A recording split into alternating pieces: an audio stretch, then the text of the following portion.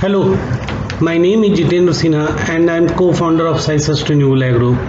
Sai is a common word in Japanese, in Hindi and in Persian. In Japanese, it is ability or talent. In Hindi, it is a sant. And in Persian, it is peer or fakir, very similar to the saint. Sai is a group of people with heart of a saint and mind of a scientist. We follow 4 C's.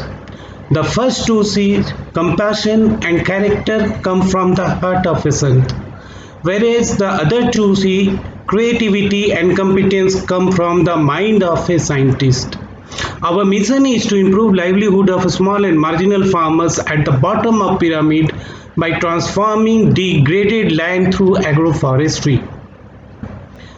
You may agree with me that the development context has changed over last decade with gradual drawing of the fund. There are two related issues which I would like to bring to your kind notice. One, there are a number of development projects with excellent results, but these were short-lived. As soon as the project ended, those outstanding results were gone. My projects with CARE in Jharkhand and Swiss Development Corporation in Odisha produced excellent result.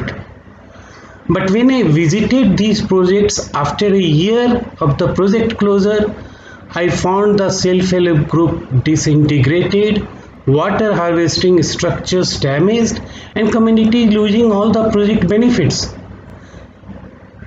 The local implementing partners informed me that they could not retain the project staff and monitor the field activities because they did not have the fund. The second issue which I would like to highlight is the local staff who make sacrifices to make the project successful. I listened to a story of a Sahyogini, a female field animator in Maharashtra, whose only son died when she had gone to a mountainous village with no connectivity. When she returned after 3 days, she was informed about her son's death. She could not even see the face of her son. What happens to those sacrifices? The experts and the project managers, they move to the other projects once the project completed, though they may have sought temporary setbacks. But what happens to those people, those local people? They cannot move. They remain unemployed. Some of them may try to use the project knowledge and get some livelihood, but they don't get the support. Do we have answers to these issues? Can we develop a mechanism to safeguard these people's interest?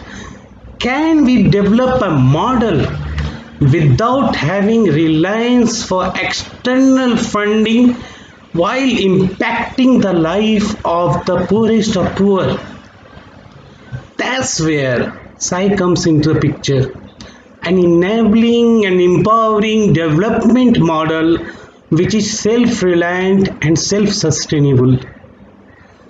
I will explain Sai concept and its uniqueness in upcoming videos. Please keep watching Sai YouTube channel. Thank you. Thank you very much.